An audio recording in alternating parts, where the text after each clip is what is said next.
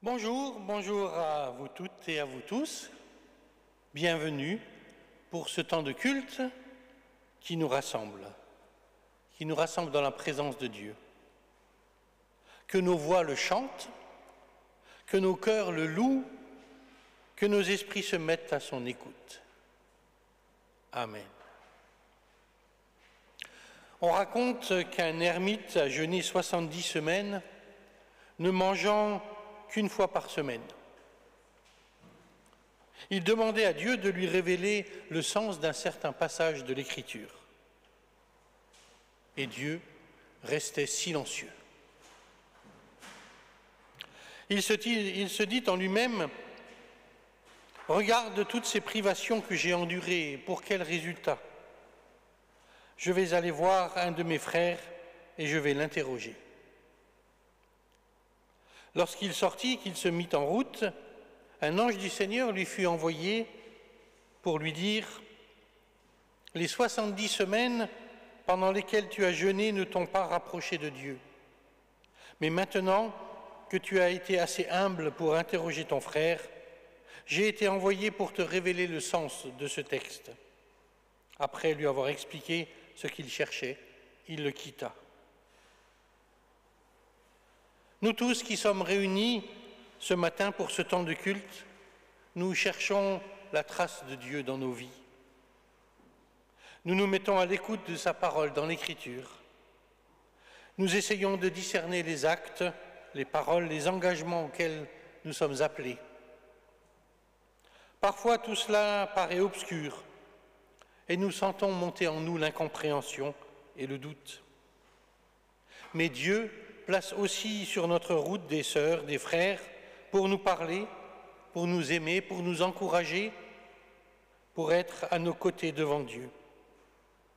Que le Seigneur bénisse ce temps de culte et qu'il nous donne d'être des envoyés, des anges les uns pour les autres, annonciateurs de la grâce et signes de son amour.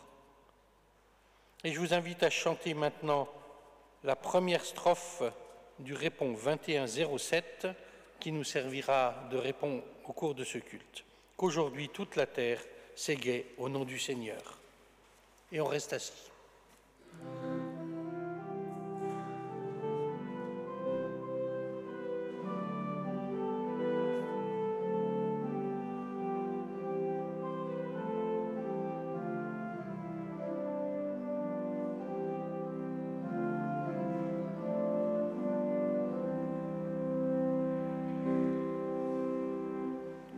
Tous ensemble. Aujourd'hui, toute la terre s'égaie au nom du Seigneur.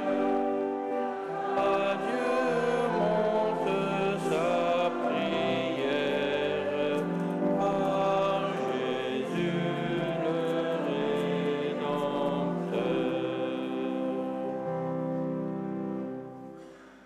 Et je vous invite à louer le Seigneur avec le psaume 138. Je vous propose de dire avec moi les phrases en caractère gras si c'est assez visible pour vous. Psaume 138, du recueil de David, « Seigneur, je veux te louer de tout mon cœur. Devant les puissances du ciel, je veux te célébrer par mes chants et m'incliner face à ton sanctuaire. Ô Dieu qui est présent, je veux te louer pour ta fidèle bonté, car tu as fait plus que tenir ta promesse, plus que l'on attendait de toi. Quand je t'ai appelé, tu m'as répondu, tu m'as rempli de courage et de force. Seigneur, que tous les rois de la terre te louent quand ils auront entendu ce que tu dis. Qu'ils célèbrent tes actions en chantant. La gloire du Seigneur est immense. Le Seigneur a beau être là-haut, il voit les humbles. De loin, il reconnaît les orgueilleux. Si je dois vivre au cœur de la détresse, tu me maintiendras en vie malgré la colère de mes ennemis. Tu avanceras la main, ta main droite me sauvera.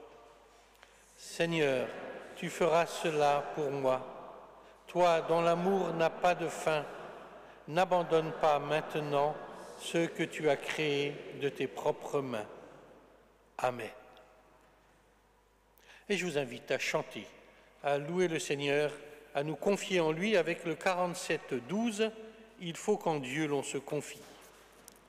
Et je vous propose de vous lever pour le chanter.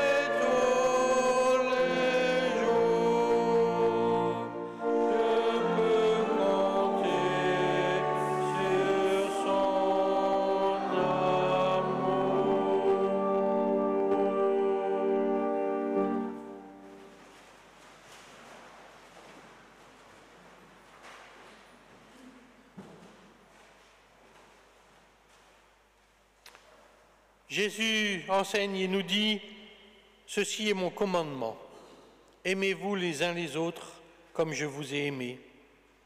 Il n'y a pas d'amour plus grand que de donner sa vie pour ses amis. Vous êtes mes amis si vous faites ce que je vous commande. »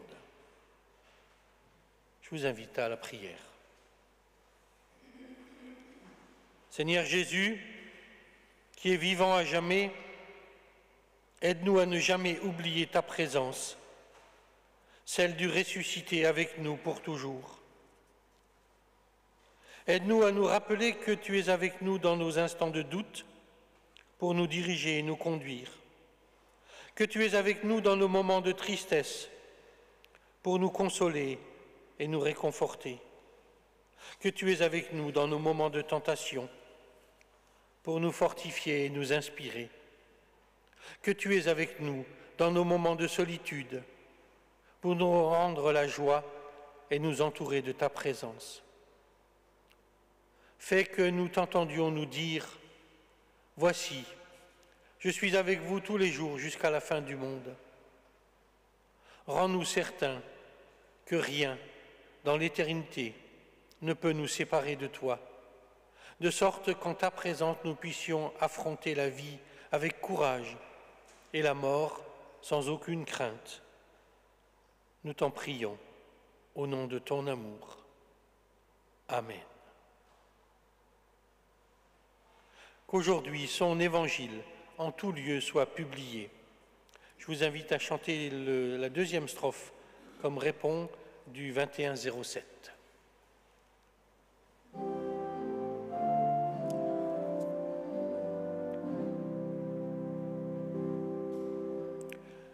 Aujourd'hui, son évangile en tout lieu soit publié, qu'apporter son jour facile, où pécheurs soient invités.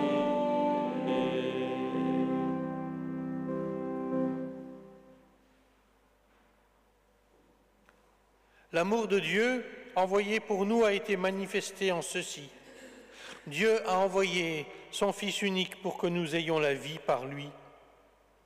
Le Dieu de Jésus-Christ nous accueille maintenant tels que nous sommes. Il nous réconcilie avec lui-même, avec nos sœurs et nos frères, avec notre propre personne. Il nous relève et nous envoie pour que nous soyons des hommes et des femmes de foi et de liberté. Dieu nous aime et nous pardonne. Il nous sauve.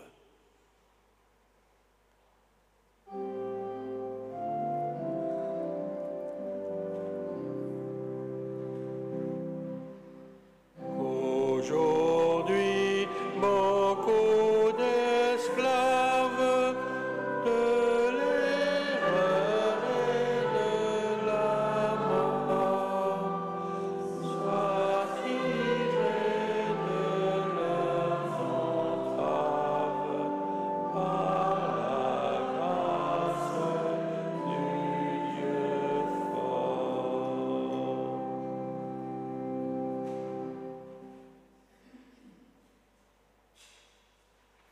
Vivre selon l'Évangile, c'est construire au fil des jours, au creuset des événements de vie et de mort. C'est construire la terre et renouveler les femmes et les hommes jusqu'à leur pleine grandeur, à la taille de Christ Jésus, mort et ressuscité. Seigneur, donne-nous ton esprit pour que ta parole nous mette en marche sur le chemin de Jésus-Christ. Amen.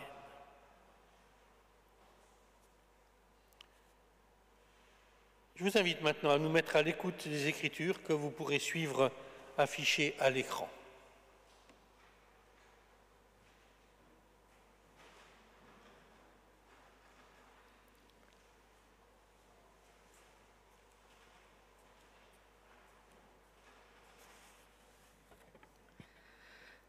Nous lirons tout d'abord au prophète Ésaïe, au chapitre 49, les versets 1 à 6.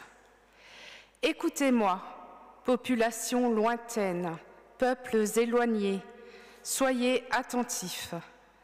Dès avant ma naissance, le Seigneur m'a appelé. J'étais encore au ventre de ma mère quand il a prononcé mon nom. Il a fait de ma parole une épée tranchante et il me cache à l'abri de sa main. Il a fait de mon message une flèche pointue, dissimulée dans son carquois. Il m'a dit, « C'est toi qui es mon serviteur, l'Israël dont je me sers pour manifester ma gloire. » Quant à moi, je pensais m'être donné du mal pour rien, avoir usé mes forces sans résultat, pour du vent. Or, le Seigneur garantit mon droit, mon Dieu détient ma récompense. Mais maintenant, le Seigneur déclare qu'il m'a formé quand j'étais encore au ventre de ma mère pour que je sois son serviteur. Il veut que je ramène à lui les descendants de Jacob, que je rassemble près de lui le peuple d'Israël. Le Seigneur reconnaît la valeur de mon service, mon Dieu est ma force. Il m'a dit, « Cela ne suffit pas que tu sois à mon service pour relever les tribus de Jacob et ramener les survivants d'Israël. Je fais de toi la lumière des nations pour que mon salut s'étende jusqu'au bout du monde. » Puis dans l'Épître aux Romains, au chapitre 10, les versets 9 à 17. Si de ta bouche tu affirmes devant tous que Jésus est le Seigneur, et si tu crois de tout ton cœur que Dieu l'a ramené d'entre les morts, tu seras sauvé.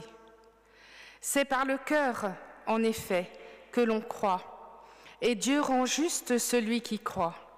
C'est par la bouche qu'on affirme, et Dieu sauve qui fait ainsi. L'Écriture déclare en effet, « Quiconque croit en lui ne sera pas déçu. » Ainsi, il n'y a pas de différence entre les Juifs et les non-Juifs. Ils ont tous le même Seigneur qui accorde ses biens à tous ceux qui font appel à lui. En effet, il est dit, « Quiconque fera appel au Seigneur sera sauvé. » Mais comment feront-ils appel à lui sans avoir cru en lui ? Et comment croiront-ils en lui sans en avoir entendu parler ? Et comment en entendront-ils parler si personne ne l'annonce ? Et comment l'annoncera-t-on s'il n'y a pas des gens envoyés pour cela ? Comme le déclare l'Écriture, qu'il est beau de voir venir les porteurs de bonnes nouvelles. Mais tous n'ont pas accepté la bonne nouvelle. Ésaïe dit en effet, « Seigneur, qui a cru la nouvelle que nous proclamons ? » Ainsi, la foi vient de ce qu'on écoute, la nouvelle proclamée, et cette nouvelle est l'annonce de la parole du Christ. Puis dans l'Évangile de Marc, au chapitre 9, les versets 14 à 27. En venant vers les disciples, ils virent autour d'eux une grande foule et des scribes qui discutaient avec eux. Dès qu'elle vit Jésus, toute la foule fut remuée et l'on accourait pour le saluer. Il leur demanda, « De quoi discutez-vous avec eux ?» Quelqu'un dans la foule lui répondit, « Maître, je t'ai amené mon fils, il a un esprit muet. L'esprit s'empare de lui n'importe où, il le jette à terre et l'enfant écume, grince des dents et devient raide. J'ai dit à tes disciples de le chasser, mais ils n'en ont pas eu la force. » Prenant la parole, Jésus leur dit, « Génération incrédule, jusqu'à quand serai-je auprès de vous ? Jusqu'à quand aurai-je à vous supporter ?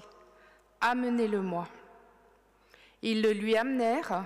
Dès qu'il vit Jésus, l'esprit se mit à agiter l'enfant de convulsions. Celui-ci, tombant par terre, se roulait en écumant. Jésus demanda au Père, « Depuis combien de temps cela lui arrive-t-il » Il dit, « Depuis son enfance. Souvent l'esprit l'a jeté dans le feu ou dans l'eau pour le faire périr. Mais si tu peux quelque chose, viens à notre secours, par pitié pour nous. » Jésus lui dit, « Si tu peux, tout est possible à celui qui croit. » Aussitôt le père de l'enfant s'écria, « Je crois, viens au secours de mon manque de foi. » Jésus, voyant la foule s'attrouper, menaça l'esprit impur. « Esprit sourd et muet, je te l'ordonne, sors de cet enfant et n'y rentre plus. » Avec des cris et de violentes convulsions, l'esprit sortit. L'enfant devint comme mort, si bien que tous disaient « Il est mort ». Mais Jésus, en lui prenant la main, le fit lever et il se mit debout. Quand Jésus fut entré à la maison, ses disciples lui demandèrent en particulier « Et nous, pourquoi n'avons-nous pu chasser cet esprit ?» Il leur dit « Ce genre d'esprit, rien ne peut le faire sortir que la prière. »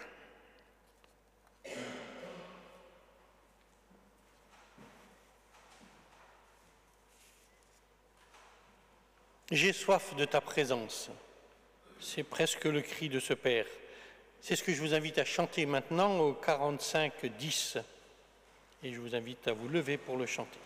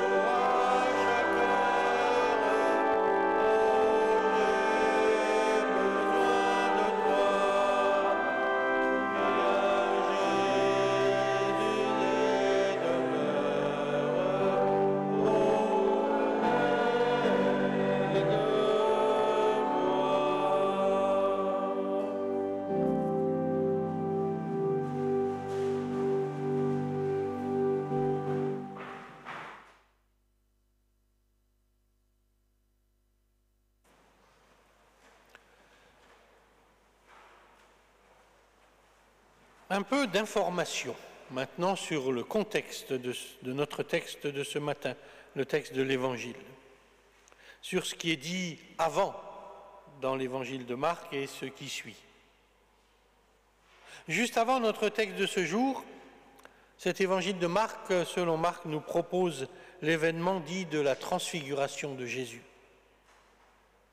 3 des disciples ont été choisis par Jésus pour monter sur une montagne. Et là, Jésus change d'aspect, comme disent certaines traductions. Ses vêtements sont rayonnants et apparaissent 2 personnages, Moïse et Élie.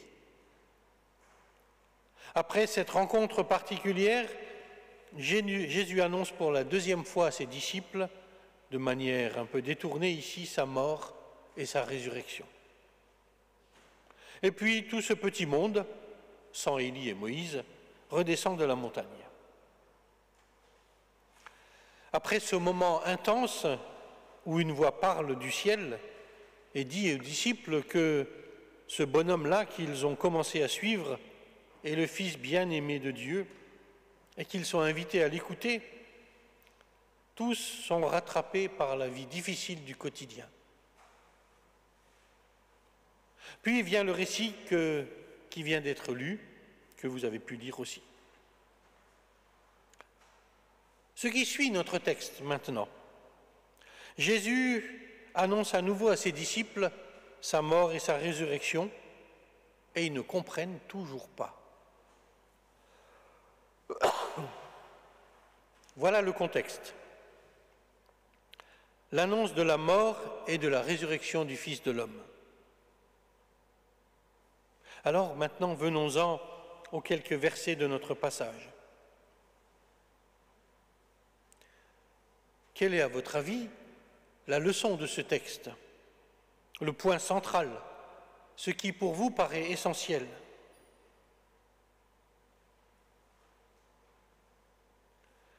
Étrangement, nous nous dirigeons vers la fin de l'année liturgique et dans l'entrée dans le temps de l'Avent. Et nous voici maintenant avec un texte qui parle de résurrection.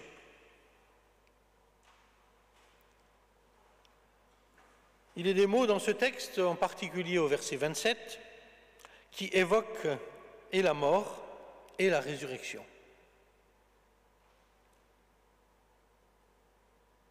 Il est debout, il est réveillé, il est mort. Bien sûr, on parle de cet enfant. Et ce qui arrive à cet enfant préfigure ce que Jésus vient d'annoncer au trio montagnard, celui des disciples, c'est-à-dire ses souffrances, sa mort et sa résurrection. Dans cette période de déplacement, Jésus enseigne à ses disciples ce qui va advenir. Et il le fait en parole, par les différentes annonces de sa passion. Il le fait en acte par ce miracle de délivrance et de résurrection. Malgré cela, les disciples ne comprennent pas. Ils sont incrédules, dirait-on. C'est pourtant ce qu'annoncent les Écritures, le Premier Testament, les prophètes. Ça ne devrait pas être si difficile que ça à saisir.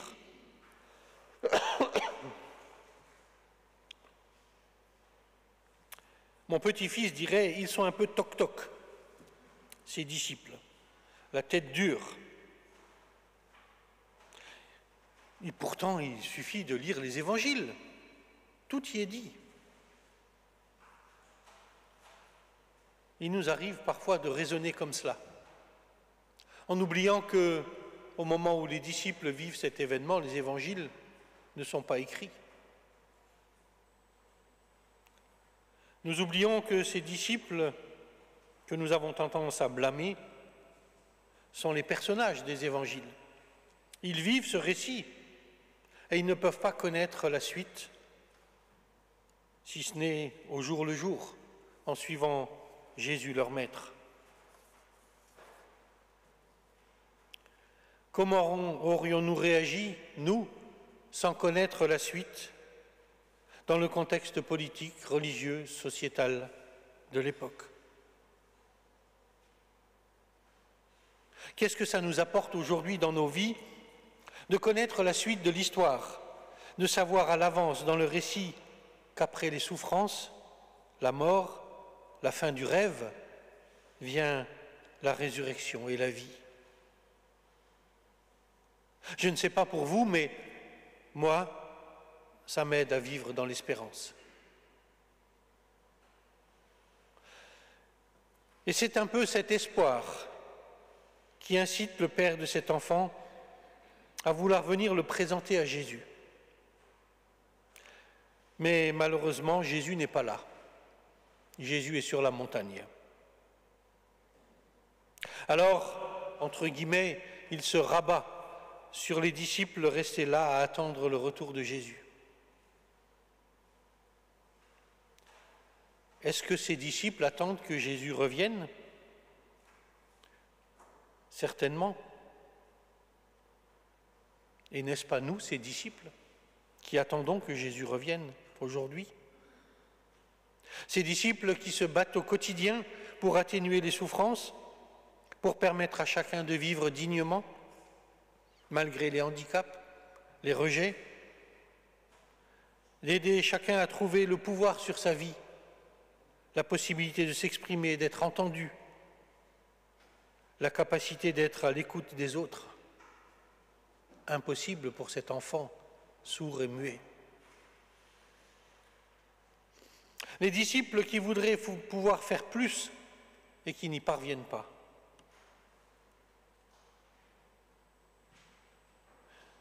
Il y a dans ce texte 3 mots que j'aimerais retenir. Le pouvoir, la foi et la prière. Et je vais démarrer avec le dernier, qui est aussi le dernier mot de notre texte de ce matin. La prière. Où se trouve l'instant de prière dans ce texte? Qui ose une prière? Ce n'est pas Jésus, ce ne sont pas les disciples, c'est ce Père. Que dit-il dans cette prière? Son impuissance à croire. Il reconnaît son impuissance à croire. Alors il me semble que le centre de ce texte, c'est la relation d'un père à son fils. Un père qui renonce presque à pouvoir sauver son fils. Un père qui se confie en quelqu'un d'autre et qui par là voit son frère souffrir, mourir et revenir à la vie. Ça doit vous rappeler quelque chose. Car Dieu a tant aimé le monde qu'il a donné son Fils unique, afin que quiconque croit en lui ne meure pas, mais qu'il ait la vie éternelle. Ce récit nous invite à passer du désir d'avoir un pouvoir comme une force, comme quelque chose d'automatique, de magique. Pourquoi n'avons-nous pas pu? Demandent les disciples. À la prière, celle qui reconnaît ses limites, qui s'en remet à quelqu'un d'autre, la prière qui fait confiance.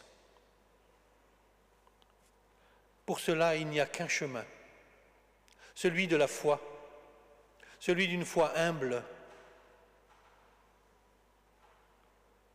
Oui, ce matin, notre foi se situe entre notre volonté de pouvoir faire et notre prière où nous reconnaissons que Dieu seul peut. Je crois, viens au secours de mon manque de foi. Amen.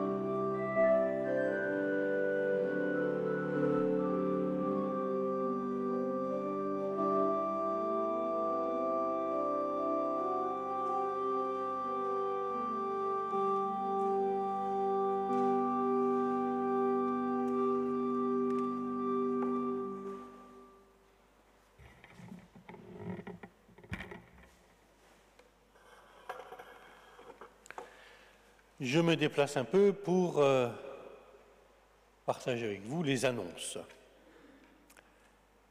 Lundi, demain, un atelier d'expression clownesque ici à Saint-Martin de 19h à 21h, animé par Joachim Trogolo.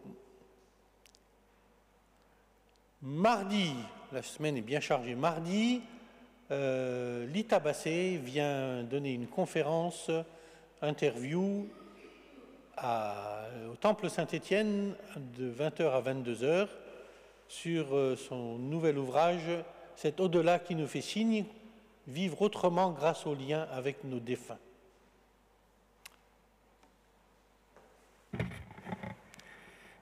Mercredi, le lendemain, un petit groupe va se réunir pour la première fois. On lui a donné le titre « Ma foi, pourquoi pas ?» Des personnes qui sont intéressées par une découverte du protestantisme. Bienvenue à chacun, ça aura lieu ici, à l'église Saint-Martin, donc dans la salle juste à côté. Voilà, mercredi le 4 octobre à 19h30. Le groupe Gospel se réunira comme tous les premiers samedis du mois à Terre-Nouvelle, à partir de 9h jusqu'à 12h30. Si vous aimez chanter le Gospel, vous êtes les bienvenus dans ce groupe. Le samedi 7 octobre, à nouveau, à Ilzac, une activité pour les enfants d'éveil à la foi, le 7 octobre à 10h, de 10h à 11h30. Et puis dimanche prochain, ce sera le 8 octobre, nous aurons le culte des récoltes pour rendre grâce à Dieu des dons qu'il nous fait et nous terminerons par un repas partagé, chacun apportant quelque chose à manger, à partager avec d'autres. Pas trop non plus, il ne faut pas amener chacun pour 10 personnes, sinon on va être vite débordé. Mais chacun amène quelque chose à partager avec les autres. Donc ici, à l'église Saint-Martin, à 10h, le 8 octobre. Le culte consistorial de la Réformation aura lieu au Temple Saint-Étienne le dernier dimanche d'octobre, culte qui va rassembler les paroisses du consistoire. Et donc, en vue de l'animation de ce culte, une chorale éphémère, parce qu'elle est prévue que pour le temps de ce culte, donc une chorale animera le culte et vous êtes invités aux répétitions qui ont lieu les vendredis 29 septembre, c'est passé. La prochaine, c'est le 27 octobre à 20h ici dans l'église. Comment ? Ah pardon, le 13, j'avais sauté le 13. Le 13 et le 27, parce qu'une seule répétition risque de ne pas suffire. Voilà, merci à Brigitte qui dirige cette chorale. Plus ? Oui. Brigitte retournera en Égypte, mais tu reviendras après. Merci. Est-ce que quelqu'un a quelque chose à partager ?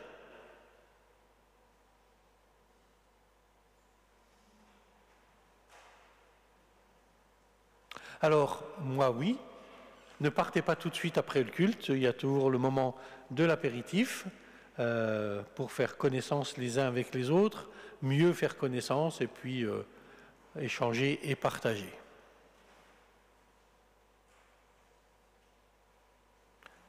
Et nous allons nous diriger vers la célébration de la scène.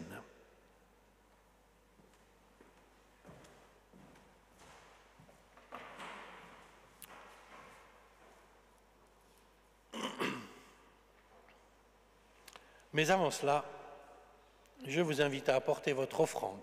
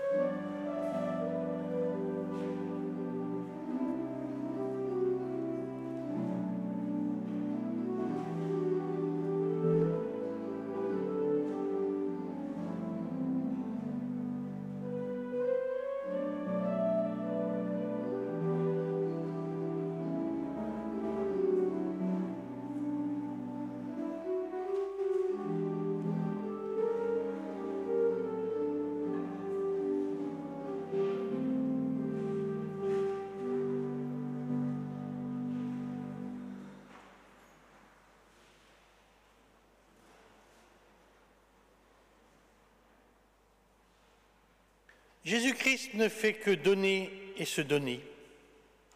Le suivre, c'est donner et nous donner à sa suite. Donner l'amour qui ne nous appartient pas. Donner le pain qui ne vient pas de nous. Donner le pardon qui vient de Dieu. Le pardon des offenses et celui des échecs. Un pardon sans condition.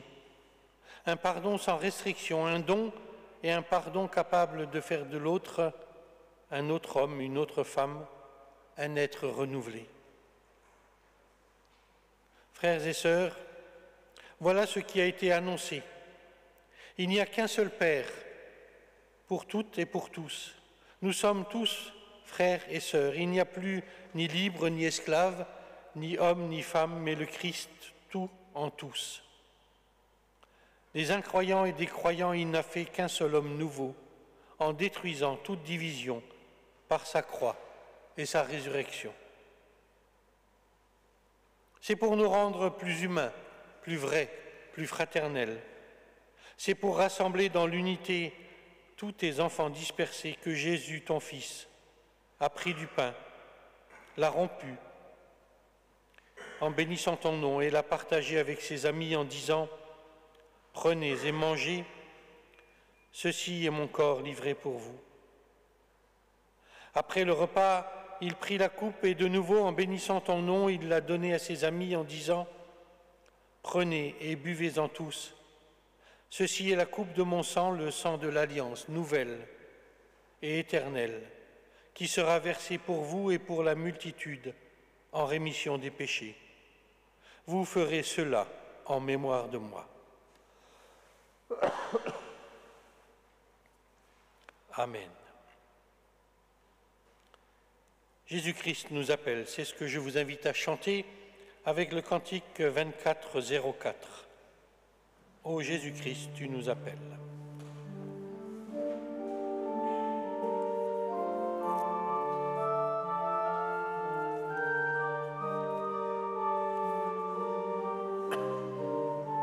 Et je vous invite à vous lever pour le chanter.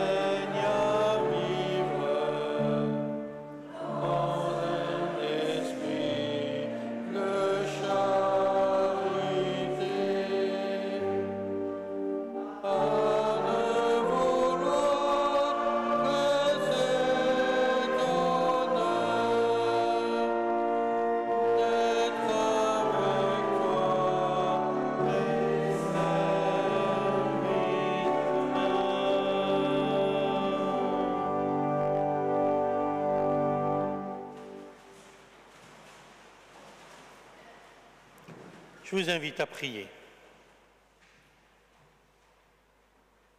Notre Dieu et notre Père, nous nous réjouissons de la victoire de ton Fils, Jésus-Christ, sur les puissances de mort et de destruction à l'œuvre en nous, parmi nous et dans le monde. Par ta parole, par le repas autour duquel tu nous rassembles, tu nous assures que Jésus nous associe à sa mort pour que nous vivions avec lui une vie renouvelée. Désormais, nous pouvons aller de l'avant, libérer des chaînes qui voudraient nous retenir captifs. Nous te disons notre reconnaissance pour cette liberté possible. Nous te prions pour tous ceux que la mort enserre en ses liens, les mourants, les endeuillés, ceux qui souffrent dans leur corps et leur esprit, ceux qui ne peuvent pas se réjouir parce que l'espérance ou tout simplement l'espoir les a quittés. Pour tous ceux qui, de quelque manière, sont captifs, prisonniers, ceux que l'on opprime, que l'on maltraite, que l'on méprise, que la miséricorde gagne ceux qui les font souffrir. Pour ceux qui sont prisonniers d'eux-mêmes, de leur orgueil, de leur égoïsme, de leur haine, de leur peur, de leur méfiance, de leurs intérêts mal compris, de passion et de drogue, délivre-les. Tu nous as fait témoins de la résurrection de ton Fils. Donne-nous force et courage et conviction pour annoncer partout et toujours et pour manifester par nos actes que, malgré tout ce qui nous attriste, la vie qui nous vient de toi est plus forte que la mort. Oui, tu es le Dieu de la vie, tu es notre Père, et c'est avec les mots que ton Fils nous a laissés que nous nous adressons à toi tous ensemble. Notre Père qui es aux cieux, que ton nom soit sanctifié, que ton règne vienne, que ta volonté soit faite sur la terre comme au ciel. Donne-nous aujourd'hui notre pain de ce jour. Pardonne-nous nos offenses, comme nous pardonnons aussi à ceux qui nous ont offensés. Ne nous laisse pas entrer en tentation, mais délivre-nous du mal, car c'est à toi qu'appartiennent le règne, la puissance et la gloire pour les siècles des siècles. Amen.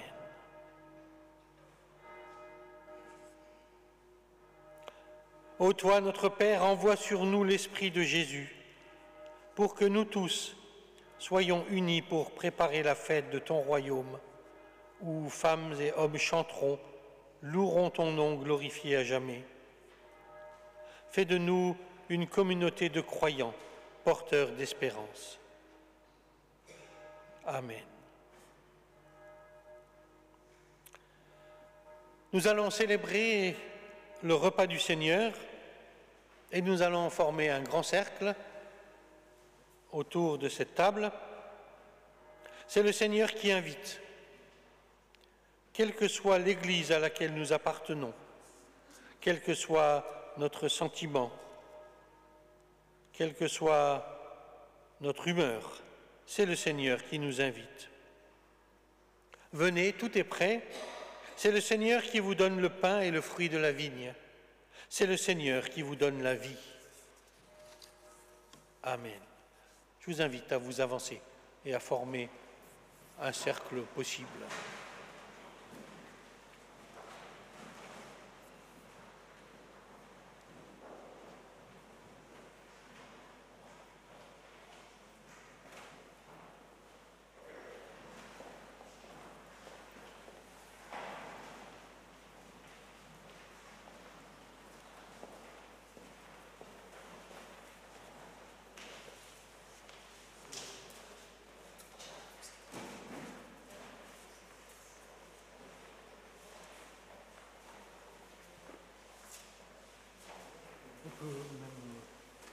Fermez le cercle derrière moi. Même si vous ne souhaitez pas participer, venez dans le cercle, passez simplement le panier de pain à votre voisin. Ce serait dommage. Et on poursuivra le cercle dans les personnes qui ne peuvent pas se déplacer.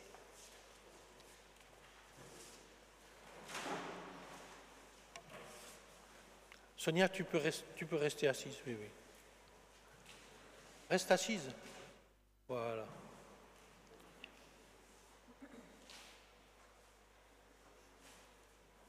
Voici le pain, il est le fruit de la terre et du travail des hommes. Par le Saint-Esprit, il devient pour nous le rappel, la proclamation et le signe du sacrifice et de la présence du Seigneur Jésus. Il a dit, « Je suis le pain vivant descendu du ciel. Si quelqu'un mange de ce pain, il vivra éternellement. »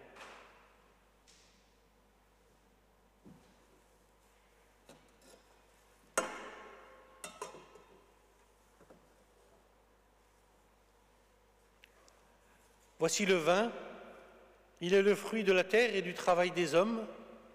Par le Saint-Esprit, il devient pour nous le rappel, la proclamation et le signe du sacrifice et de la présence du Seigneur Jésus qui a dit « Je suis le cep, vous êtes les sarments. Celui qui demeure attaché à moi porte beaucoup de fruits, car hors de moi, vous ne pouvez rien faire. »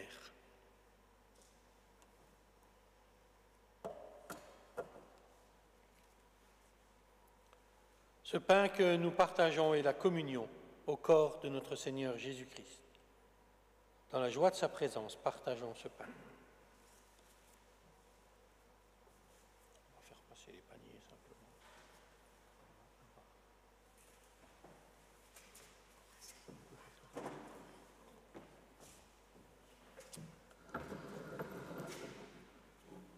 Dans ces gobelets, c'est du jus de raisin, pour ceux qui souhaiteraient ne pas prendre de vin.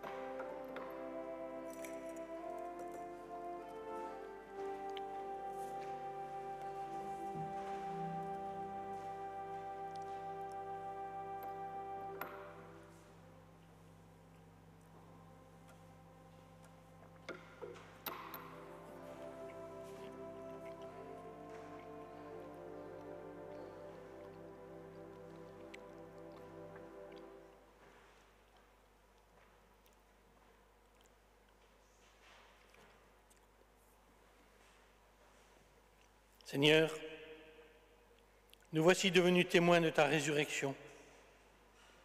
Que notre joie guide notre course pour dire au monde que tu es vivant. Sois avec nous quand nous dévoilerons cette espérance à ceux qui sont dans la douleur, quand nous dirons ce bonheur à ceux qui ne le partagent pas encore, quand nous annoncerons cette paix à ceux qui sont encore divisés, quand nous proclamerons cette certitude à ceux qui sont encore dans le doute, car nous savons dès aujourd'hui que la vie éternelle est commencée et que tu nous précèdes sur nos chemins. Amen. Allez dans la paix du Seigneur. Je vous invite à regagner vos places.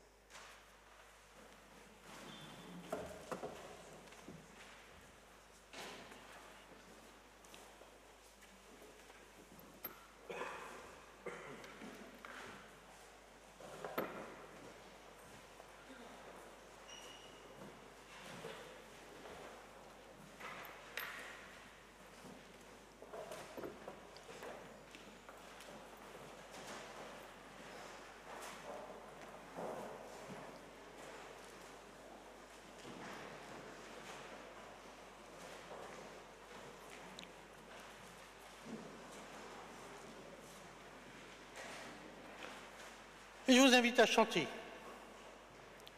le 47-21, j'ai besoin de ta confiance. On va passer au cantique suivant. Le 47-21, j'ai besoin de ta confiance, c'est dans le thème de ce culte et je vous propose de vous lever pour le chanter.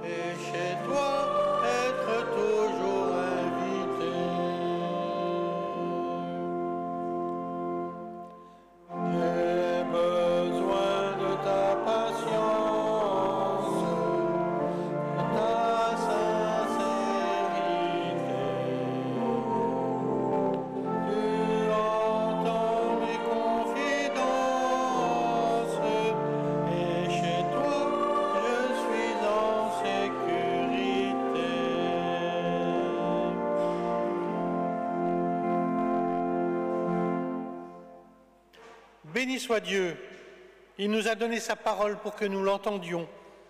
Il nous a promis son royaume pour que nous espérions. Allons avec lui sur nos chemins, avec nos sœurs et nos frères, avec toute la création. Allons dans l'audace du service et de l'adoration. Le Seigneur vous bénit et vous garde. Le Seigneur fait resplendir sur vous sa lumière et vous accorde sa grâce. Le Seigneur tourne sa face vers vous et vous donne la paix. Amen.